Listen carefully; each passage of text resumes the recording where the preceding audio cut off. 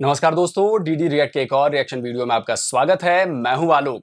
तो आज जो मैं वीडियो आप लोगों के साथ देखने वाला हूं वो वीडियो है कैटलिस्ट रिकॉर्ड्स का, और इस वीडियो का टाइटल है India is now in the category of world's top agricultural exporter.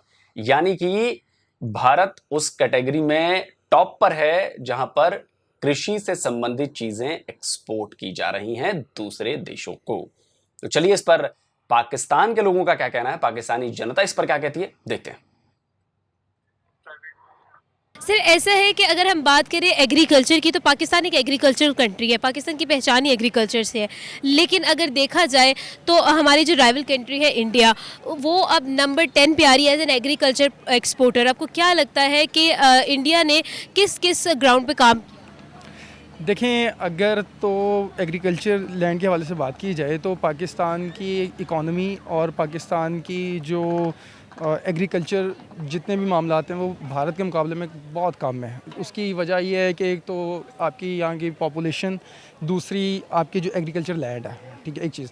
दूसरी बात, अगर बात की जाए अपनी एक्सपोर्ट्स के लिहाज से तो मेरा ख़्याल है कि मुझे अभी तक इस गवर्नमेंट की समझ नहीं आई। इसमें हमारी गवर्नमेंट का कसूर है कि हम लोग हर चीज़ के नीचे, मुझे समझ नहीं आती कि हमारी गवर्नमेंट दावे बहुत बड़े बड़े करी है कि हम मईशत में हम इस नंबर पे जा रहे हैं, हम 2050 तक ये कर लेंगे, 2025 तक हम ये कर लेंगे। दावे ज़्यादा हैं, एक्सपेक्टेशंस लोगों की ज़्यादा बनाई रखी हुई है। जिस तरीके से गवर्नमेंट आने से पहले जो एक्सपेक्टेशंस बनाई रखी थी, अभी उन्हीं का सिलसिला जारी है। लेकिन एट द रिज़ल्ट जो है वो कोई चीज़ नज़र नहीं आ रही। मतलब हम इस चीज़ के ऊपर ये हैं शायद कि हमारा वज़ीर-ए-आज़म बहुत हैंडसम है, हमारा जो बाकी मामलात हैं बड़े अच्छे हैं जी, यूनाइटेड नेशंस में हमने ये कर दिया वो कर दिया, लेकिन रिजल्ट्स हमें कुछ नहीं नज़र आ रहा है। और मेरे ख्याल में गवर्नमेंट की नाकिस पॉलिसी है जिसकी वजह से हमारा जो राइवल कंट्री है वो उसमें कोरोना के हालात ज़्यादा ख़तरनाक हैं। बाकी चीज़ें, इकॉनमी उनकी ज़्यादा डिस्टर्ब हुई है, लेकिन फिर भी वो ग्रो कर रहा है और मुझे नहीं समझ आ रही हम नीचे क्यों जा रहे हैं। बिल्कुल सही सर। अगर हम बात कर लेना वहाँ की पॉलिसीज़ के बारे में, तो वहाँ पर इतनी अच्छी पॉलिसीज़ बनाई गई है कि गाय के गोबर से अब लोग वो पेंट बनाना स्टार्ट कर दिया। उन्होंने 500 प्लांट्स लगाए हैं जो कि गाय का जो है गोबर उससे पेंट्स बनाएंगे। वो हर चीज़ को यूटिलाइज़ कर रहे हैं, चाहे वो एक डेफिनेटली वो एक एक्सपोज चीज़ है ना, तो उसको भी वो लोग कर रहे हैं यूटिलाइज़। आपको क्या लगता है पाकिस्तान में जो है, क्योंकि हम लोग तो यूज़फुल चीज़ों को भी फेंक दिया करते हैं, तो क्या लगता है कि किस तरह के स्टेप्स जो भारत ले रहा है और हम नहीं ले रहे? देखिए, आपने बड़ी अच्छी बात की, मेरे ज़हन में एक बात आ गई। देखिए, भारत अपने जो किसान हैं उनको सब्सिडीज़ बहुत करता है, सब्सिडाइज़ कर रहा है चीज़ों के ऊपर। लाज़मी बात है जब उन्हें बिजली सस्ते दामों में मिलेगी या फ्री तकरीबन मिलेगी, बहुत से स्टेट्स के अंदर वो फ्री भी दे रहे हैं और बहुत स्टेट्स में वो उनको स्पॉन्सर्ड कर रही है स्टेट कि आप एग्रीकल्चर जो है उसमें काम करें और वो किसान काम करें। जब किसानों को फ़ायदा मिलता है तो डेफिनेटली वो ज़्यादा मेहनत से काम करेंगे और वो चीज़ प्रोडक्ट देंगे जो गवर्नमेंट चाह रही है। और यही वजह मेरा ख़्याल है कि उनकी एक्सपोर्ट्स बढ़ रही हैं। हमारे यहाँ ना तो किसान का इतना ख्याल रखा जा रहा है, ना जिस तरीके से भारत जिस पॉलिसी के ऊपर काम कर रहा है, हम तो खैर दूर दूर तक उस पर नहीं आ रहे हैं। हम ना अपने सब्सिडाइज़ कर रहे हैं, मतलब हमारे तो रेट्स बढ़ते जा रहे हैं। जो अगर देखा जाए बिजली के रेट, हमारे खादों के रेट, जो खाद कोई 900 रुपये की थी वो 2500 की हो गई है। तो गवर्नमेंट जब तक सब्सिडाइज़ नहीं करेगी, किसान को फ़ायदा नहीं पहुंचेगा, जब अनाज को फ़ायदा नहीं पहुंचेगा उगाने वाले को, तो वो कैसे मुल्क की मईशत के अंदर अपना किरदार अदा करेगा या इंटरनेशनली पाकिस्तान की ग्रोथ कैसे होगी। बिल्कुल सही। बहुत शुक्रिया सर, हमारे साथ मौजूद थे, हमने बात की, उनका ओपिनियन जाना। आगे बढ़ते और लोगों से बात करें। सर ऐसा है कि अगर हम बात करें एग्रीकल्चर की तो पाकिस्तान एक एग्रीकल्चरल कंट्री है, लेकिन Pakistan as an agricultural exporter उस तरह से रिफॉर्म्स नहीं दे रहा, उस तरह से परफॉर्म नहीं कर रहा। आपको क्या लगता है क्या रीज़न? असल में ये वजह है कि पाकिस्तान में जो है ज़राअत वो एक रीढ़ की हड्डी का एक किरदार अदा करती है। जो हमारी पाकिस्तान की जो ये ऊपर गवर्नमेंट्स है ये ज़राअत को ज़्यादा फ़रोग नहीं देते, ऊपर प्रमोट नहीं करते, ज़्यादा ज़ोर ये देते हैं अपने बिज़नेस पे, फैक्ट्रीज़ पे, लेकिन जो रीढ़ की हड्डी का किरदार है वो करती है ज़राअत। जो खादें हैं वो भी महंगी हो जाती हैं। जब अगर किसी ज़िम्मेदार को जनाब मिलती है दूसरी सब्सिडी मिलती है तो वो जो इदारे हैं वही ख़त्म घपला कर जाते हैं, कोई आगे उनको ज़िम्मेदारों को कोई फ़ायदा नहीं मिलता।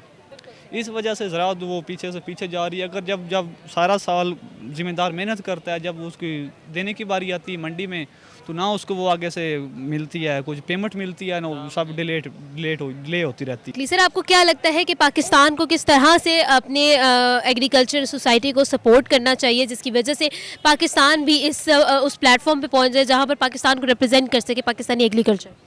जी, सबसे पहले मतलब कि जो हमारे मतलब जितने भी हमें चाहिए कि जब तैयार हो जाती हैं फसलें तो उनको मतलब ज़िम्मेदारों को एक अच्छा रेट दें। जब उनको अच्छा रेट देंगे तो वो खुद ब खुद और मतलब ज़राअत करेंगे और मेहनत करेंगे।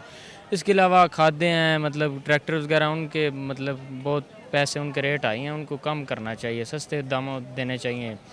इसके अलावा और एक्सपोर्ट मतलब इंपोर्ट करने चाहिए जो ज़रूरी आलात हैं।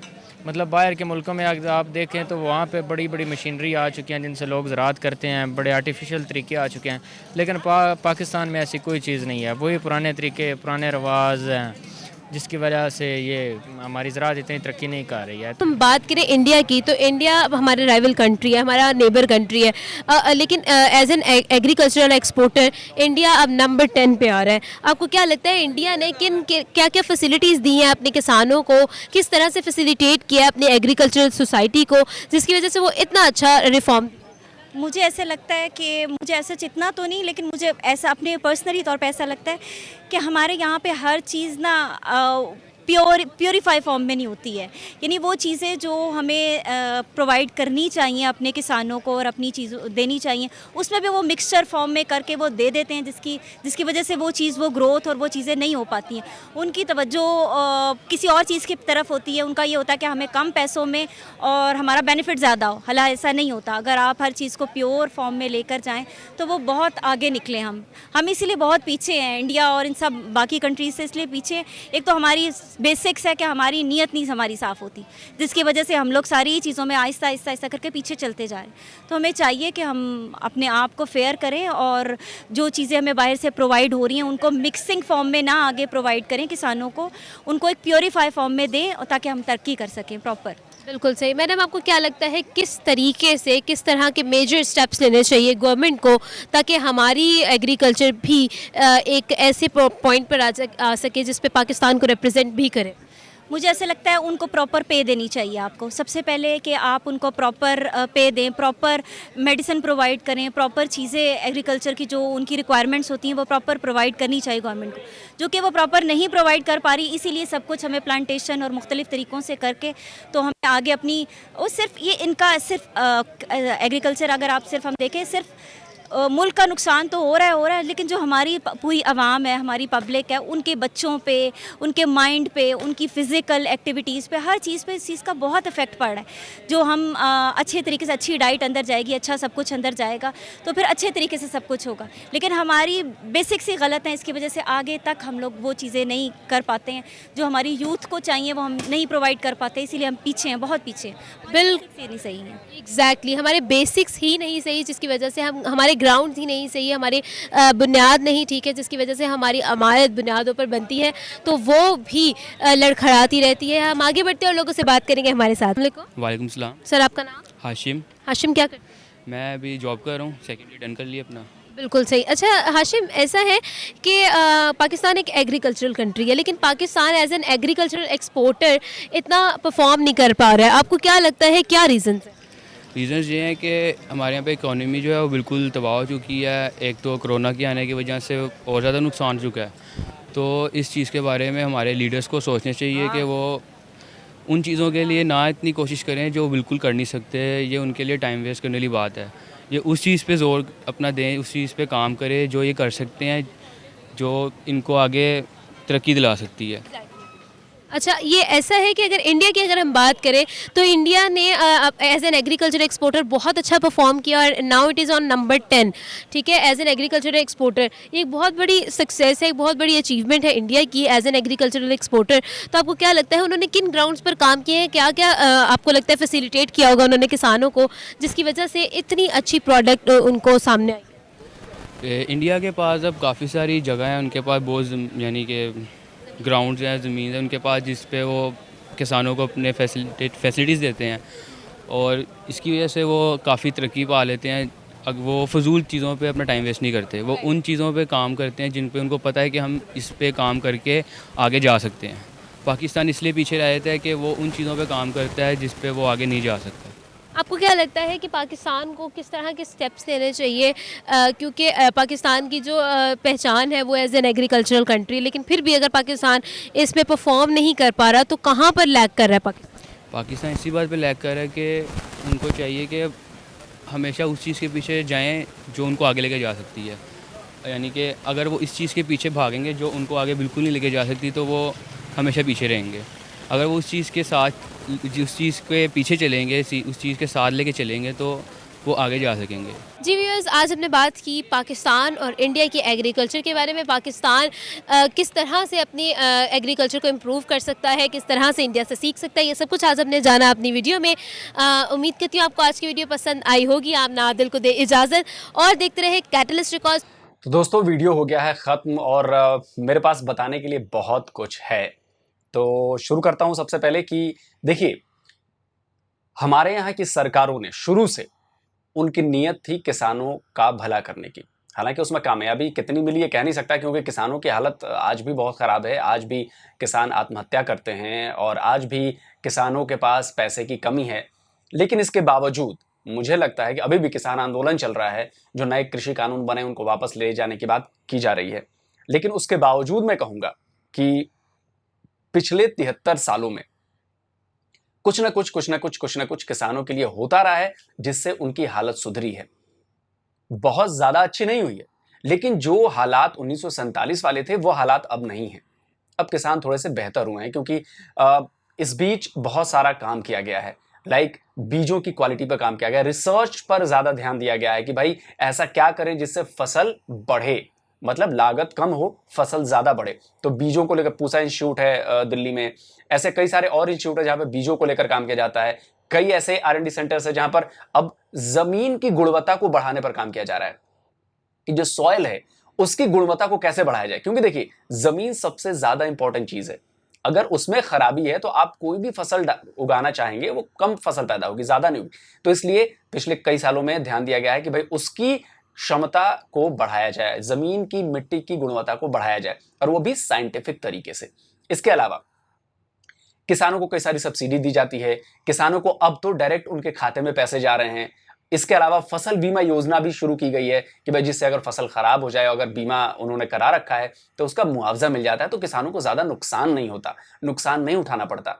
तो इस लिहाज से मैं कहूंगा कि काम हो रहा है, लेकिन अभी भी ये काम पूरा नहीं है।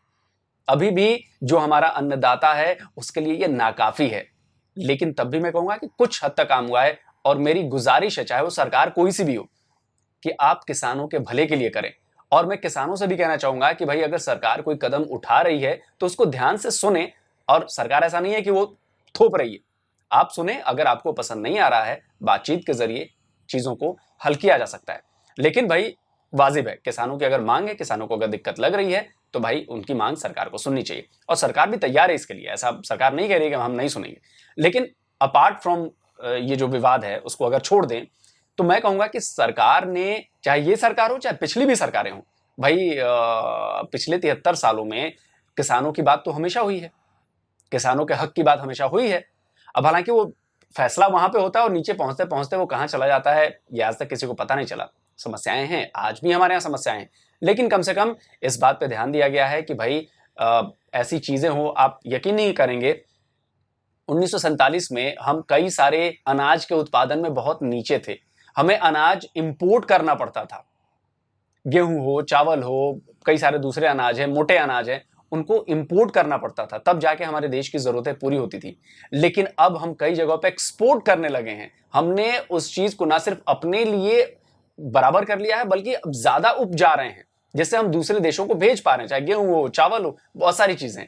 जब हम दूसरे देशों को भेज पा रहे हैं, तो आप सोचिए कि अनाज उत्पादन में भारत ने बहुत जबरदस्त ग्रो किया है, और ये सब कुछ हुआ है किसानों की बदौलत। तो हमें किसानों को तो आगे बढ़ाना पड़ेगा, उन्हें सुविधाएं देनी पड़ेंगी, उनको संबल सपोर्ट देना पड़ेगा कि बॉस अगर आपके साथ कुछ मौसम की वजह से दिक्कत आती है, कुछ और दिक्कत आती है, बाढ़ आ जाती है, फसल खराब हो जाती है, सरकार खड़ी है आपके साथ, और ऐसा करना ही चाहिए। तो मुझे लगता है कि पाकिस्तान को भारत से सीखने की जरूरत है। और बार बार आप राइवल मत कहिए यार राइवल, पड़ोसी कहते हैं, ठीक है, राइवल कहेंगे तो फिर वो दुश्मनी वाला भाव आएगा। तो अगर आप दुश्मनी को बढ़ाना चाहते हैं तो आप कहते रहिए राइवल, और नहीं तो फिर पड़ोसी कहिए। और पड़ोसी होने के नाते हमसे जो कुछ भी आप सीख सकते हैं बिल्कुल सीखिए, स्वागत है आपका। तो जल्दी हाजिर होता हूं एक और नए वीडियो में। नमस्कार, जय हिंद।